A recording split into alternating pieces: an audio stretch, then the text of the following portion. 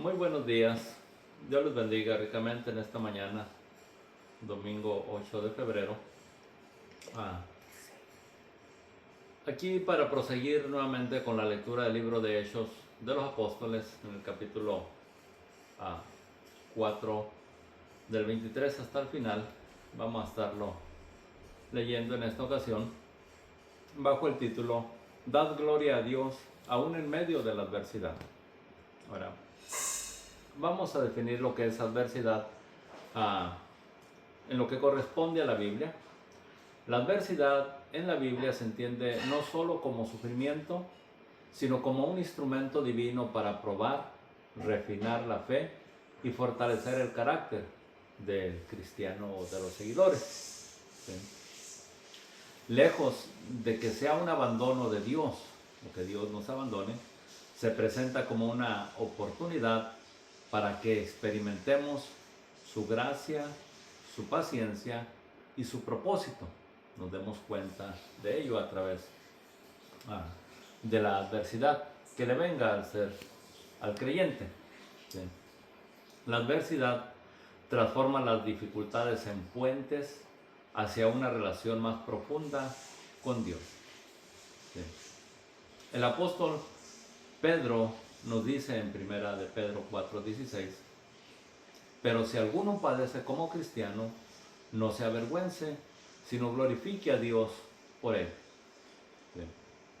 Uno de los mejores ejemplos que tenemos respecto a la adversidad, en lo cual nosotros podemos ver la gracia de Dios manifestada, la paciencia de Dios y su propósito, es en la vida de Job. En el libro de Job encontramos esta historia que al leerla podemos nosotros tener un conocimiento mayor de Dios y ver cómo el mundo espiritual se mueve a fin de poner a las criaturas, es decir, a la humanidad, en contra de su creador. En el libro de Job podemos mirar lo siguiente y aprender de él, porque este es un ejemplo de la adversidad. Y nos dice en Job 1:1: hubo en tierra de Uz un varón llamado Job, y era este hombre perfecto y recto, temeroso de Dios y apartado del mal. Según historiadores, la tierra de Uz estaba localizada entre Siria y Jordania, por esos rumbos del territorio al presente. ¿Sí? De este varón, nos dice la escritura, le nacieron 7 hijos y 3 hijas. Su hacienda era 7,000 ovejas, 3,000 caballos, 500 yuntas de bueyes, 500 asnas y muchísimos criados. Ahora, era un varón temeroso de Dios. Y sin duda, a los que temen a Dios reciben de sus bendiciones. ¿Sí?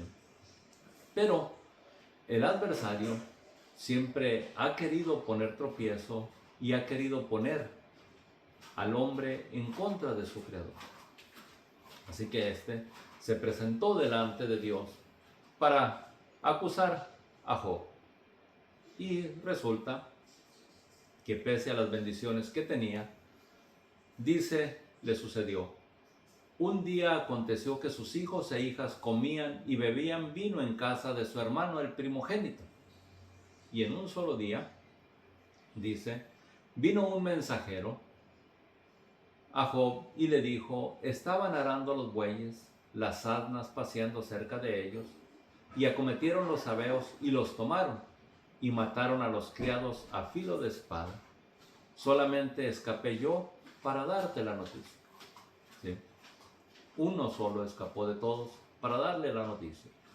Pero notemos que aún estaba este hablando, dando la mala nueva a Job, cuando vino otro y le dijo: fuego cayó del cielo, fuego de Dios cayó del cielo, que quemó a las ovejas y a los pastores y los consumió. Solamente escapé yo para darte la noticia. Ahora, notemos la expresión fuego de Dios cayó del cielo. Ahora, cualquiera pudiera decir: Dios fue el que envió este fuego.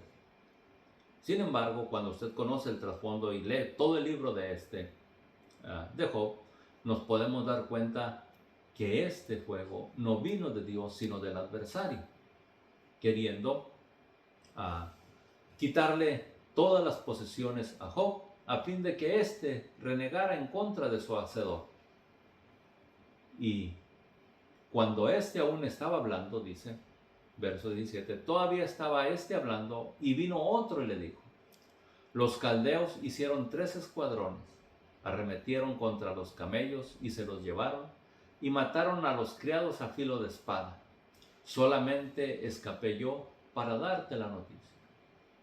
Así que todo fue al mismo tiempo, y entre tanto que éste hablaba, aún no terminaba de hablar, cuando vino otro y le dijo: tus hijos y tus hijas estaban comiendo y bebiendo vino en casa de su hermano, el primogénito. Y un gran viento vino del lado del desierto y azotó las 4 esquinas de la casa, la cual cayó sobre los jóvenes y murieron. Solamente escapé yo para darte la noticia. ¿Sí? Así que vemos que la adversidad vino a Job en un mismo día y a una misma hora. Y creo yo que el reaccionar de Job, el sentimiento de Job, fue un quebranto enorme. Y si nos aconteciera a nosotros, ¿cuál sería nuestra actitud? Sin embargo, Job, reconociendo que todo lo había recibido de Dios, porque Él es quien provee, y lo miraremos a través de la Escritura, se levantó, rasgó su manto, rasuró su cabeza y se postró en tierra y adoró. Y dijo: desnudo salí del vientre de mi madre, y desnudo volveré allá. Jehová quitó, sea el nombre de Jehová bendito. Podemos nosotros darnos cuenta que pese a la situación catastrófica que le sucedió en un mismo día y a la misma hora, Job pudo expresar que lo que poseía era porque Dios se lo había concedido a causa de su temor reverente. ¿Sí? Él conocía de Dios y vivía bajo su temor. E incluso Dios mismo testifica acerca de Job. Por tanto, podemos darnos cuenta que teniendo él una relación con Job, una relación con Dios, o Job teniendo una relación con Dios, conocía lo que a Dios le agradaba y lo que el apóstol Pablo a nosotros como cristianos nos amonesta en 1 Tesalonicenses 1:18, que se nos dice: dad gracias en todo, porque esta es la voluntad de Dios para con vosotros en Cristo Jesús. ¿Sí? Es, por así decirlo, la acción o la actitud de Job en el pasado, lo que nuestro Señor Jesucristo demanda a su iglesia en el presente. Dad gracias a Dios, aún en medio de la adversidad. ¿Sí? Ahora, aún Job dio gracias no conociendo estos preceptos o esta ley, porque aún no se había dado la ley de Dios escrita en piedra en los tiempos de Job. Sin embargo, tenía la ley de la conciencia, de la cual el apóstol Pablo nos escribe lo siguiente: pero cuanto los gentiles que no tienen ley hacen por naturaleza lo que es de la ley, estos, aunque no tengan ley, son ley para sí mismos. Y de ahí es que usted podrá clasificar al presente que muchos que conocemos la ley de Dios no nos sometemos ni actuamos en el temor de Dios como debiéramos, y hay otros que por la ley que hay en su conciencia hacen las obras bajo el temor de Dios, sin darse cuenta que la ley lo está demandando. Dios juzgará a cada uno, pero puedo decirles que Él nos demanda que creamos en nuestro Señor Jesucristo para poder entrar a su reino, ya que nos dice la Escritura, y Jesucristo mismo durante su ministerio nos hace saber: nadie viene al Padre si no es por mí. Así que nos es necesario pues acogernos a nuestro Señor Jesucristo para que en su misericordia y en su sacrificio sean limpios nuestros pecados y tengamos amplia entrada al trono de la gracia. ¿Sí? Prosigue diciendo el apóstol Pablo, mostrando la obra de la ley escrita en sus corazones, dando testimonio a su conciencia y acusándoles o defendiéndoles sus razonamientos. ¿Sí?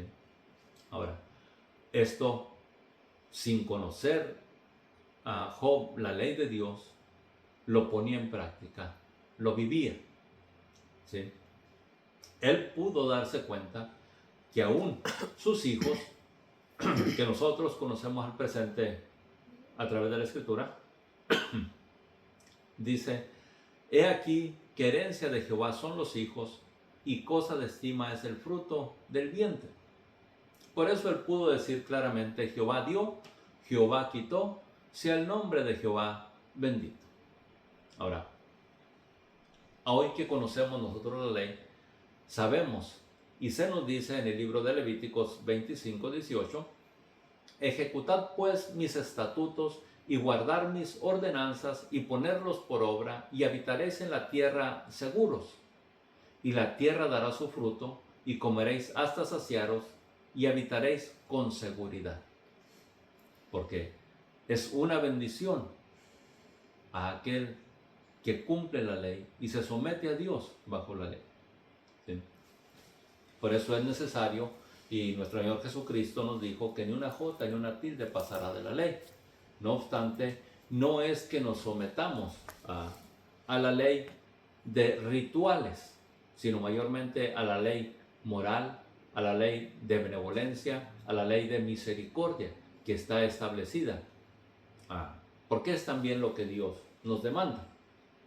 Así pues, podemos decir, dad gracias a Dios en todo, porque esta es la voluntad de Dios para con vosotros en Cristo Jesús. ¿Sí? Ya lo habíamos mirado y hay que dar gracias a Dios.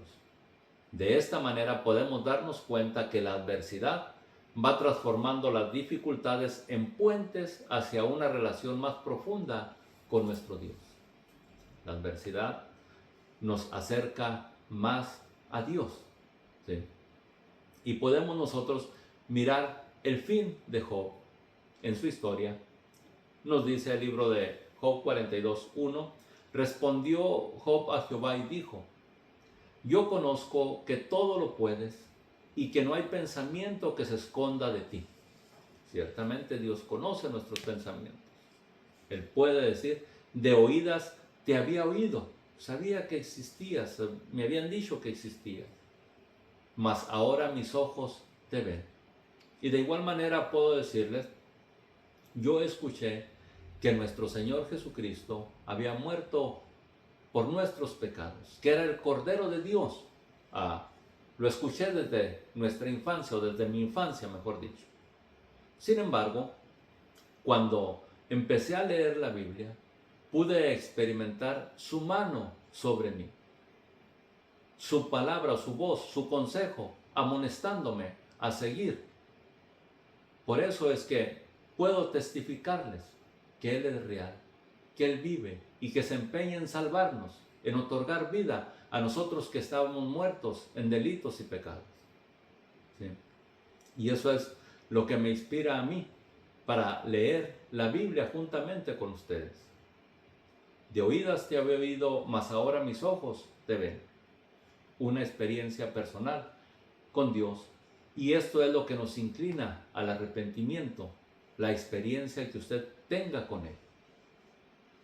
Job, pese a que era justo y alegó su justicia, según los relatos, nos dice que él mismo dice, por tanto me aborrezco y me arrepiento. Él pudo darse cuenta lo que se nos testifica en el Nuevo Testamento. Todas nuestras justicias delante de Dios son como trapo de inmundicia. Es decir, nuestras obras justas no nos justifican delante de Dios. Y la Escritura nos exhorta diciendo y haciéndonos saber, porque por las obras de la ley ninguno se justificará delante de Dios. Es la sangre de Jesucristo la única que nos podrá justificar delante del Padre. ¿Sí? Así que reconozcamos ello. Así que Y los apóstoles, en Hechos 4:23, que es la lectura que estaremos mirando al presente, nos testifican de ello y nos dan testimonio. Aún en medio de la adversidad, ellos pueden dar gloria a Dios. Y es el título de nuestra clase: Dad gloria a Dios aún en medio de la adversidad. Dice, en la clase pasada miramos que los llevaron presos por predicar el evangelio o por haber hecho un milagro. ¿Sí? Hechos 4:23 dice: puestos en libertad, vinieron a los suyos y contaron todo lo que los principales sacerdotes y los ancianos habían dicho. Y ellos, habiéndolo oído, alzaron unánime la voz a Dios y dijeron: soberano Señor, tú eres el Dios que hiciste el cielo y la tierra, el mar y todo lo que hay en ellos. Que por boca de David tu siervo dijiste: ¿por qué se amotinan las gentes y los pueblos piensan cosas vanas? Se reunieron los reyes de la tierra y los príncipes se juntaron contra el Señor y contra su ungido. ¿Sí? Y ciertamente esto fue lo que hicieron, porque se juntaron en Jerusalén los reyes a Poncio Pilato, entre ellos para que condenar a nuestro Señor Jesucristo, para juzgar y condenar a nuestro Señor Jesucristo. ¿Sí? Y la gente se amontonó y gritaban: crucificadle. ¿Sí? Pero esto solo sucedió para cumplir lo que ya estaba escrito, porque recordemos, Cristo vino a cumplir las escrituras que de él hablaban, y la encontramos en el libro de los Salmos y en muchas otras porciones de la Biblia. Pero en esta ocasión miramos este acontecimiento que mencionan los apóstoles en el Salmo capítulo 2, que está escrito: ¿por qué se amotinan las gentes y los pueblos piensan cosas vanas? Se levantarán los reyes de la tierra y los príncipes consultarán unidos contra Jehová y contra su ungido, diciendo: rompamos sus ligaduras y echemos de nosotros sus cuerdas. ¿Sí? Ahora, no es lo mismo que podemos observar hoy en día, cuando se predica el evangelio en diferentes partes y en todos los países, puedo decirles, son vituperados, son injuriados, son maltratados, son perseguidos, son humillados. ¿Y qué es lo que hace el predicador del evangelio? Anunciar las nuevas de salvación, y en ocasiones orar por los enfermos, y podemos ver que son sanados, que se hacen milagros. Pero anuncian misericordia, enseñan al pueblo a vivir en armonía, en honestidad, en decencia. Los exhortan al arrepentimiento de sus malas obras, de sus malos hábitos, de sus malas adoraciones a las deidades, sino que se vuelvan y adoren a su Creador por medio de nuestro Señor Jesucristo. ¿Y qué sucede? Son maltratados, lo mismo que está sucediendo. Quieren echar, por así decirlo, como dice el verso 3, rompamos sus ligaduras y echemos de nosotros sus cuerdas, pensando que nuestro Señor Jesucristo o que el Evangelio viene a esclavizarnos, viene a libertarnos el Evangelio de Dios. ¿Sí? Ahora, prosigue el Salmo diciendo: el que mora en los cielos se reirá, el Señor se burlará de ellos. Luego hablará en su ira, luego hablará en su furor y los turbará en su ira. ¿Sí? Ahora, esto será para el fin. Ciertamente tratarán de alejar a Dios del corazón del creyente, a aquellos que no lo quieren. ¿Sí? Pero para ellos el Señor tiene reservado ya su furor, su castigo. Procuremos nosotros pues escapar de ello. ¿Sí? Hechos 4:27 nos dice: porque verdaderamente se reunieron en esta ciudad contra tu santo Hijo Jesús, a quien ungiste Herodes y Poncio Pilato con los gentiles y el pueblo de Israel, para hacer cuanto tu mano y tu consejo habían antes determinado que sucediera. ¿sí? En Isaías, hablando acerca de nuestro Señor Jesucristo, nos dice: con todo eso, Jehová quiso quebrantarlo, sujetándolo a padecimiento. Cuando haya puesto su vida en expiación por el pecado, verá el linaje, vivirá por largos días, y la voluntad de Jehová será en su mano prosperar.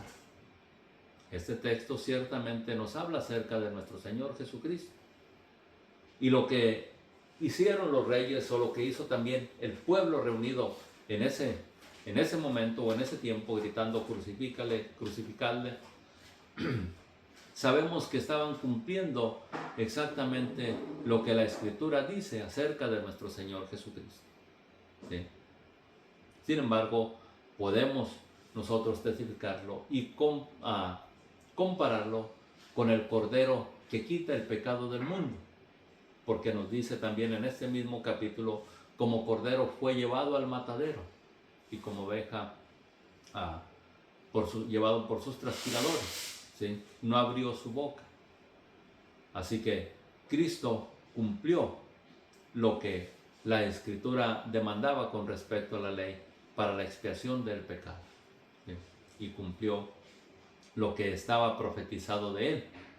Él mismo nos testificó: nadie me quita la vida, sino que yo la pongo, y la pongo por amor a vosotros. Y es que él estaba seguro que el Padre lo había de levantar, como nos testifica en otras porciones. La Escritura lo había de levantar de la tumba. Pues dice: cuando haya puesto su vida en expiación por el pecado, verá linaje, vivirá por largos días, hablando de la resurrección, y la voluntad de Jehová será en su mano prosperada. Es decir, la voluntad de Dios es que ninguno perezca, sino que todos procedan al arrepentimiento. Ahora, no todos echarán mano a esta salvación, pero muchos hemos creído en Él y podemos participar de esa salvación, de esa voluntad de Dios, que sean salvos los que puedan creer. Por eso le invito a usted: crea en Jesucristo. Jesús verá el fruto de la aflicción de su alma y quedará satisfecho. Verá que usted pudo creer y le traerá satisfacción a Él, sabiendo que su sacrificio le otorgó a usted vida. Y así como, por así decirlo, la mujer que da a luz sufre dolores, sufrió nuestro Señor Jesucristo, pero cuando da a luz un hijo, lo ve, sus dolores quedan olvidados.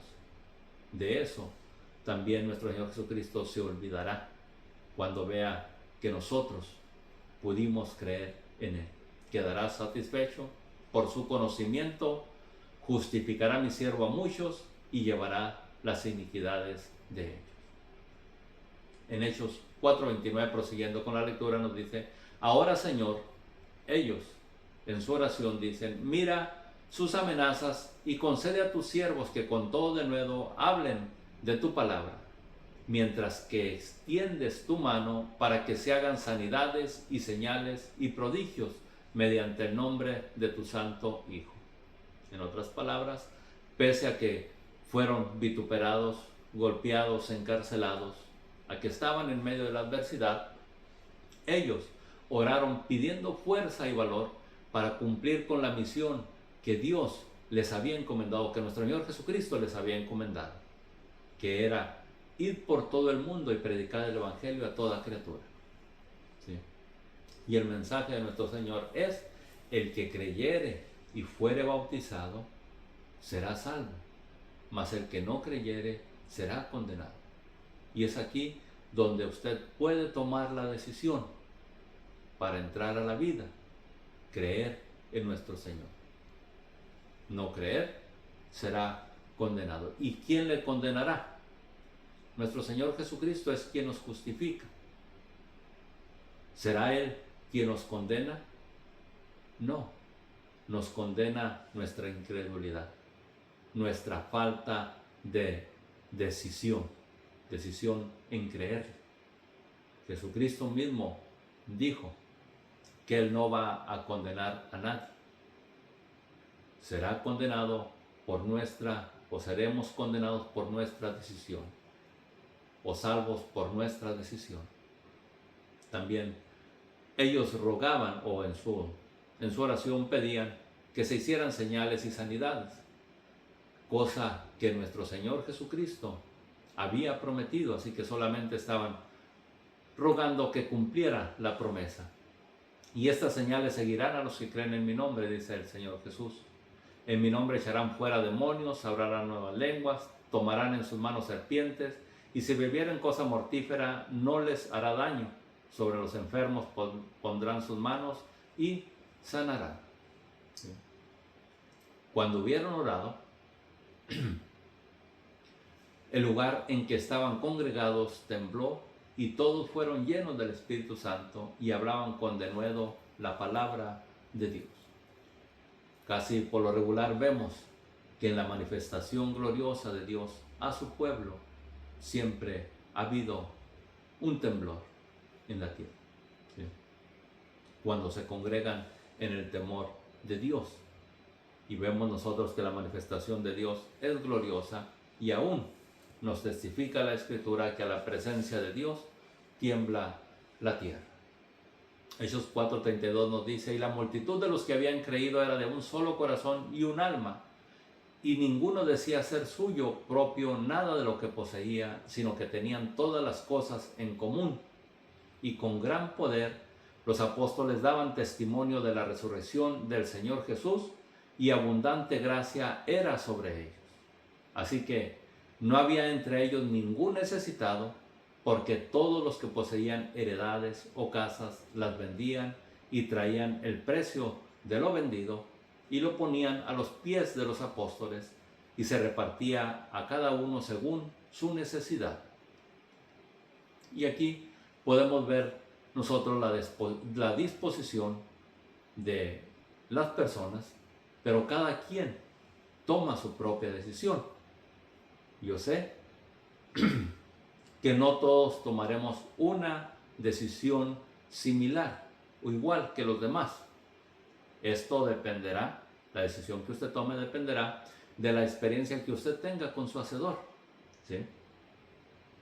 Y pudiera ser que alguno emocionalmente o emocionado tome una decisión sin tener una meta fija y después claudique o se retracte.